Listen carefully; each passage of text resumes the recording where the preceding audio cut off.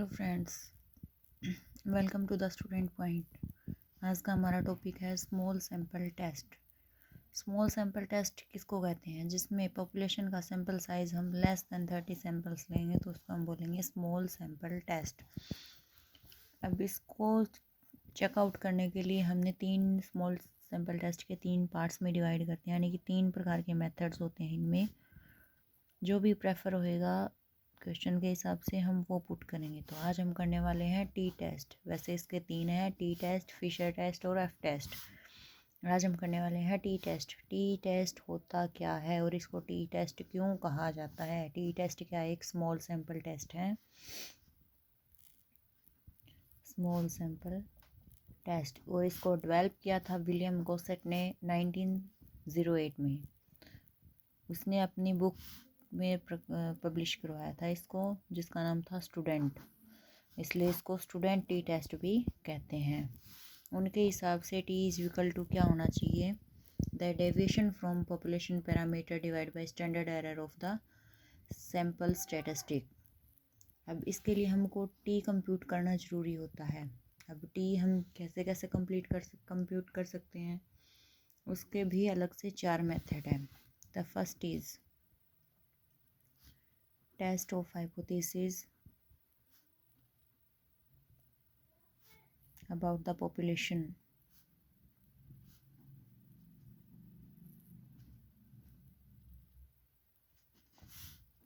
First इसका test of hypothesis about the population. इसमें एक नॉर्मल पॉपुलेशन से, मान लिया कॉलेज की पॉपुलेशन है 1500, इसमें से 30 से कम साइज लेंगे सैंपल के, और इस हिसाब से इसका एक्स बार निकालेंगे, इसका एक्स बार निकालेंगे, सैंपल्स का म्यू निकालेंगे, और प्रेफर करेंगे कि ये जो अपने हाइपोथेसिस निकाला था, हाइपोथेसिस यानी कि एज्यूम में निकाला था हमने, क्या वो उसके बराबर है या नहीं, यानी कि अपना ये वाला इसके बराबर है या नहीं। मेन टॉपिक तो यही है। तो इसके लिए T is equal to X bar minus mu divide by S और multiplication root N. X bar अपना पॉपुलेशन मीन, ये सैम्पल मीन, ये मॉडिफाइड सैंपल, और ये अपनी नंबर ऑफ सैंपल यानी साइज ऑफ सैंपल। अब इस प्रोसेस को हम लगाएंगे कैसे? फर्स्टली हम हाइपोथेसिस मीन सेलेक्ट करेंगे। क्या होएगा कि जो म्यू होएगा वो हाइपोथेसिस म्यू के इक्वल होएगा, यानी कि अपना इसमें 1 टेल टेस्ट। फिर हम H1 यानी कि अल्टरनेट डिसाइड करेंगे। म्यू अपने इसके इक्वल नहीं होएगा, इक्वल नहीं होएगा, या बड़ा होएगा या छोटा होएगा। उसके बाद अपने एजम्पशन लगा ली। उसके बाद हम इस फॉर्मूले को वेरीफाई करेंगे। फॉर्मूले में अपने को मॉडिफाइड एस निकालना है। एस निकालने के लिए हमें 2 सिचुएशन दी होगी। First is when deviation are taken from the actual mean। अगर एक्चुअल मीन का डेविएशन हमको दिया हुआ है तो हमारा एस कैसे निकलेगा? That summation of x minus x bar इसका whole square divide by n minus 1। और अगर अपना डेविएशन है वो एज्यूम मीन से निकाला है अपन ने,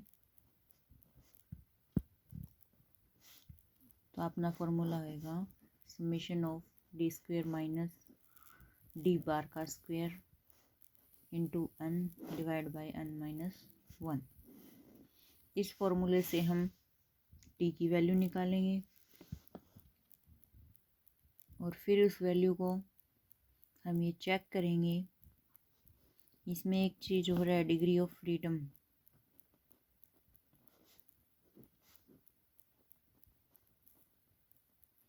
v is equal to n minus 1। जितना अपना v आएगा उसमें से एक कम करके यानी कि पीछे हर टेबल दी होगी हर एक क्वेश्चन अगर एग्ज़ाम्स में आएंगे, और इसका क्वेश्चन कंपलसरी आता है एमकॉम और नेट के एग्ज़ाम्स में। इसलिए उसमें से एक कम करके और उसके हिसाब से हम उसकी वैल्यू देखेंगे, या फिर क्वेश्चन में तो दी हुई होती है, इतना टाइम थोड़ी होता है। और उसके बाद में हम कंपेयर करेंगे कि क्या जो म्यू है वो एक्चुअल मीन है अपना सैम्पल मीन के बराबर आ रहा है या नहीं। अगर इससे कम आ रहा है तो अपना जो टी है वो वेरीफाई करेगा, वरना नहीं करेगा। उसके बाद टी टेस्ट को निकालने के लिए हमारा सेकंड फार्मूला है that test of hypothesis about difference between two means in case of independent samples, यानी कि सैंपल हमारे इंडिपेंडेंट होंगे, एक दूसरे पे डिपेंड नहीं होएगी। मान लिया अपना शुरू का पॉपुलेशन में से निकाला अपने 1500 सैंपल्स में से 150 सेलेक्ट कर लिए, फिर अगर जो दूसरे सैंपल निकालेंगे हम तो 1500 में से न लेके इसके 150 निकाले छोड़ गए, 1350 में से ही 150 सैंपल निकालेंगे, यानी कि ये एक दूसरे के ऊपर डिपेंड नहीं है। इसमें टी को निकालने का फॉर्मूला है एक्स बार, क्योंकि इसमें दो होंगे, x bar 1 minus x bar 2 divide by S into n1 n2 divide by n1 plus n2 का होल रूट। सेम प्रोसेस है जैसे कि हमने फर्स्ट में किया था। अपन एक एज्यूम मीन मानना और एक हाइपोथेसिस मीन मानना है। उसके बाद में हम एस की वैल्यू निकालेंगे। एस क्या? Modified mean, modified sample. उसके लिए भी हमारे पास में दो जो कंडीशंस है वो दी हुई है। First is when deviation article from actual mean, वही सेम पिछले की तरह। अब इसमें मीन दो होंगे, x1 माइनस एक्स बार 1 का whole square plus summation of x2 minus x2 bar का square divide by n1 plus n2 minus 2। वहाँ पे 1 था माइनस में, यहाँ पे 2 आएगा, और सबका होल रूट। और अगर अपने पास में जो एक्चुअल मीन है वो एज्यूम मीन से निकालना पड़ेगा, तो एज्यूम मीन अगर हम लेंगे तो S is equal to summation of x1 minus a1 का होल स्क्वायर यानी कि assume, plus summation of x2 minus a2 का whole square minus n1 x1 minus a1 का whole square minus n2 into x bar 2 minus a2 का whole square divide by n1 plus n2 minus 2। उसके बाद में इस फॉर्मूले से हम हर एक की वैल्यू निकाल लेंगे। फिर इसकी डिग्री ऑफ फ्रीडम निकालेंगे, किससे? इससे। वही लेवल ऑफ सिग्निफिकेंस हम या तो 1% लेते हैं या फिर 5% लेते हैं। फिर उसकी टेबल वैल्यू देखेंगे हम टी की, और फिर बाद में हम डिफरेंस देख के हम ये निकालेंगे कि जो दो मीन अपन ने निकाले हैं वो सेम है या फिर सेम नहीं है। अगर हमारे सेम आते हैं तो ये वेरीफाई करेगा, वरना वेरीफाई नहीं करेगा। वेलकम स्टूडेंट्स, आज हम करने वाला टी टेस्ट का थर्ड मेथड जो है अपना, वो क्या है कि test of hypothesis about difference between two means with dependent samples.